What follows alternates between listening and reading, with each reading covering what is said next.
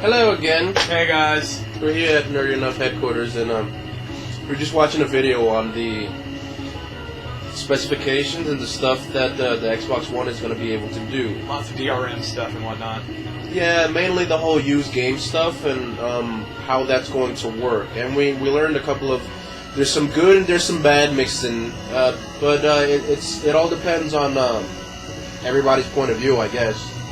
Right now, it isn't looking that bad of a purchase, mainly because of the family share stuff. Why don't you go ahead and explain that? So basically, you have you can have your account, which is your main account, and with your account, you can have up to 10 other people attached to it that are quote family members, and these family members are allowed to share games in your entire library with you. So you could still play your games regardless if anybody else is playing, but what the actual descriptions say is that anyone, not anyone as in one word, any one other person in your family group can play the games while you're playing. So that sounds a bit weird since, like, say if you have all those 10 people on your list, not all of them can play a game at once that you own. But if one of them, say, if I bought a fighting game, and then one of the other person who was on my account wanted to play with me, we can play with that one account without having to buy another copy, probably. This is what we're assuming. So basically what we heard is, like, for example, if Bear has his Xbox One and I have an Xbox One, and we go out and we purchase Injustice 2. Yeah, or like Mortal Kombat. Yeah, or Mortal Kombat. Yeah. He uses the disc, he installs it here, I'm on his family account. Yeah, he's on my account. I can go ahead and install it on mine, and we can both play that one game together. Yeah. It's different. It's sort of like what the PS3 like workaround was, where you can log into your account and download a game, but the issue with that was that you both can't be playing at the same time. This goes beyond that, where at least one other person can play that one game with you. Yeah, which is at least one. Which is a positive to me. Which would suck if you have other friends who are trying to play other things at the same time, though. I mean, shut up, man! I want to go play this. I want to go play your copy of Halo on my account. They can then again, they can just go buy their own goddamn copy. Yeah. Because I'm not going to buy that. But it would. I would do this only for like specific games. You know? Like. I mean, if I can go to your house and we can play Mortal Kombat right here, then yeah. I mean, what's the point? But if we have, like, for example, if they make a co-op sort of Dark Souls type game, well, that would be weird. Like, I don't know if Dark Souls 2 is coming to those systems at no, all. I mean, I'm not saying Dark Souls. Yeah, I don't know. Yeah, but a sort of co-op game, sort of Skyrim, or I don't know. Like, say if the next Gears of War had the whole thing where, like, hey, you can have a buddy hop on real quick, like through that. Yeah. And he has his own name and everything, even though he's still a part of your partner account, even if he doesn't own the game. But then again, that would reduce the amount of sales he would have. That's probably the other thing. Then again, also, it depends on the publisher. That's also the big thing, is that it depends on what the publisher accepts. So you can actually sell some games back to specific retailers, so GameStop will be on that list, of course. Of course. Best Buy. Best Buy started getting to the used game stuff for a while now, so... And most likely Amazon. Yeah, like Amazon will probably be one of those retailers. Those three specifically. Like Walmart's been trying to do it, but failing, I think. And Toys R Us, I think, was trying to do it before too, but that's not going to work. I don't think it's going to work for them. They're too big of a company. So I'm guessing little stores, like for example, here in New York, we have a couple stores like VGNY. Yeah, like they won't be able to trade anything like because they won't be able to do anything. So all these little startup, 8-bit and up game stores like that, they won't be able to participate in this next gen of trading games. Except for just like the Wii U stuff and the 3DS and the PS Vita, but like the two new consoles looks like all hobby video game shops and like mom and pop video game stores are just shit out of luck. Yeah, because let's face it, the Wii U games aren't going to pull as much as, let's say, a Call of Duty for the Xbox One. Yeah, so exactly. You're going to be missing out on a lot of money there. You know like they're going like their hardware is roughly around like current generation stuff in terms of how powerful the Wii U can be.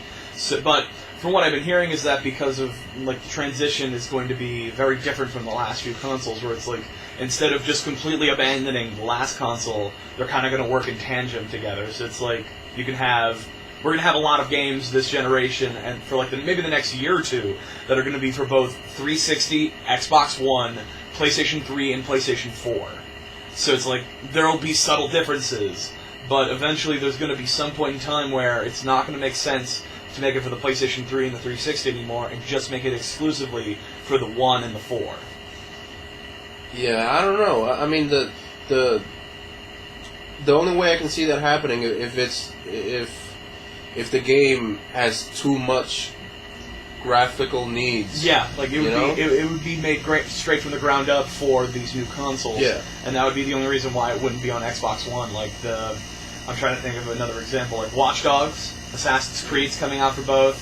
I think one of the only examples I can think of that hasn't been confirmed for like current generation and only for next generation is the new Witcher, and that one said like PlayStation 4, PC, and Xbox One probably, because that's a very Witcher 2 coming on an Xbox was like a miracle that thing actually ran the way it did. So that's something. But and there's also, I'm trying to think of a few other games, but a lot of games it's just going to be between all the consoles for a while.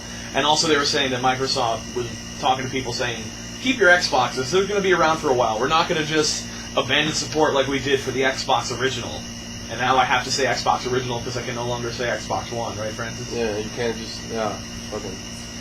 Another thing we found out is you will be able to sell your games to your friends, but only once. Yeah, apparently it's like each game has one trade and one trade only. And that friend on your friends list has to be like your friend for more like 30 days. He has to be on your friends list to begin with, and he has to have been on your friends list for over 30 days. So if Bear buys a game at launch, and he doesn't like it within the first 2 weeks, or he beats it within the first 2 weeks, and I have an Xbox One at launch, I'd have to wait another 2 weeks for him to sell it to me, or possibly lend it to me. I don't know.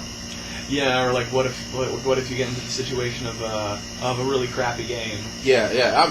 We expressed this in one of the podcast episodes. If you buy a shitty game, then you're just pretty shit out of luck. Yeah, like I would be kind of frustrated if I couldn't get any money back for like say a copy of Resident Evil 6. Like I did. Yeah, but then again, got all my money back. You do have the retail options, you know. But our options are going to be now limited to sell back games because. Like, fuck GameStop, honestly. If you're selling back a game, fuck GameStop. They're going to be like 13 cents for the thing with GameStop is that because of the way they've lowballed the amount of money you get for trading in games, every other place kind of has to go with that system too, where it's like, we can't give you that much back for it, and then we like mark up the price. Like, if you bought a game brand new today, it would probably be $60. You sell it back to them the exact same day, you'll be lucky to get half of what you spent on it. And then they'll go right around and sell it for $55. Yeah. And then they make that $55. Which so keep your receipts. It's a ridiculous even if you keep your receipt, it's like only for like keep your receipts. Pay attention to what we buy, and if we review it and it's a shitty game, don't buy it. Yeah. just do your research and know what you like. That's also another thing. Yeah, a lot of people like to. I mean. I can play certain first-person shooters, but I'm not going to jump into Call of Duty right now. And I've learned my lesson. I know that I'm never going to like a Halo game, so I'm never going to be like on a whim, like, oh yeah, I completely forgot that I don't like Halo. Let's go buy this one. I did that with Reach like a while back, and I'm just like, I can't get into this at all. Like this does not appeal to me at all. Yeah, and as much as I love fighting games, I can't do the newer Street Fighters, and like Marvel vs. Capcom 3 just doesn't do it for me. Ultimate Marvel vs. Capcom 3. Yeah, all of those shits, no. Yeah, I didn't get that because I was just so frustrated that they sold that new version about less than a year later. They sold a second version of Ultimate, even though I bought the original at first, and I was just like, I can't, fuck you guys, I'm not buying your other version. I still have to wait for Dark Arisen to go down in price too. Yeah. Speaking of Capcom, so. But so basically, the issue is if he buys a game and he wants to sell it to me, he can sell it to me. That's good. Yeah, like I can trade it to him, or that's like good. We can even like exchange cash. Like, but if I want to buy the game, you know, pretty sure there's going to be like a whole entire like eBay thing where you can have like, hey, I have this thing. Go onto my friend's account, like become a friend on my account on like through eBay. Like this is my live account. Yeah, no, and you can be like, hey, like anybody who's interested. Go follow my that's- account, that's and an- then for 30 days, and then be like, "Hey, I'll take offers." throughout That's the an whole issue time. because you. It could be crappy in some ways. What I'm saying is, what strategizing. what you'd have to do is you create an account specifically for selling games. Yeah. You know, just be like, your username / eBay account, and then just have everybody add you on there, and after 30 days, See who wants it the most. see who still wants it. You know, it's just it's kind of shitty. You know, It would be a really weird way to do it, but then again, they could probably the price would have to be exceptional for me to wait 30 days to buy a game. exactly. You know? It's just I don't know. It just seems like we're getting punched in the dick right here with all this. Yeah, Nonsense. but sometimes things have to change. Like, we'll see how this all works when it finally happens. Like, remember how, like, all these press conferences that are happening now and that are going to happen next week, some of them have no bearing on what's going to actually happen when the consoles come out. Yeah. Like, remember all the stuff about the original Xbox, when Xbox 360 was coming out, saying, like, yeah, you'll be able to make content for these video games and sell them online. When did that ever happen? Never. Exactly. Velocity Girl, anyone? Yeah, like, I'm going to be able to make this stuff in Tony Hawk, and I'm going to sell it online and make money for it. No. No. Diablo just got into that, and that's still kind of rocky. And such, you know what I mean? But another thing is, I guess, for example, if you have a family account and you have a game that you no longer want, I can just be added to your family account. You sell it, I give you the cash for it, and the license doesn't really have to be traded. Yeah, like like the game itself, you don't even have to give them the disc. You could just transfer over like the account information to them, and they can download it offline if they need it. Yeah, no, I mean we can just add each other to a family account. Like if you have friends that you sell games to, just all make a family account, and everybody takes turns buying a game or something, Yep. and at least two